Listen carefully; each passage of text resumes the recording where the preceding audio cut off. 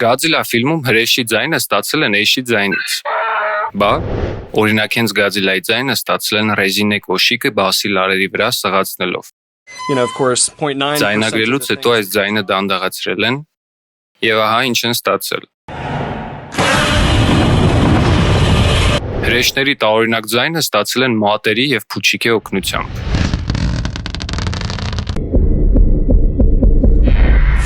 Նաեւ հին կախիչից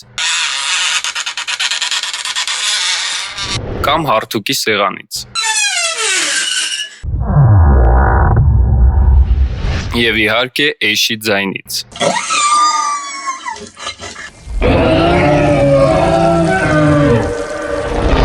Իսկ ամենահետաքրքիր մեթոդներից մեկը դա ուլտրաձայն ձայնագրող միկրոֆոնն է, որը որ ձայնագրում է ձայներ, որը որ մարդու ականջը չի լսում։ Նրանք ձայնագրել են պլաստմասե դանակի սահելը անվադողի վրայով, այնուհետև դանդաղեցրել են եւ ստացել են ահա այս ձայնը։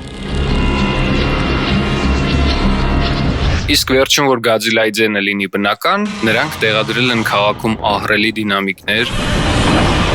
մինչև վերջ ձայնը բարձրացրել են եւ փողոցի մյուս ծայրում ձայնագրել։ Հուսամ ձեզ էլ է հետաքրքիր ձայների աշխարհը, իսկ դուք կոմենտներում գրեք, թե որ ձայներ ամենատարօրինակը։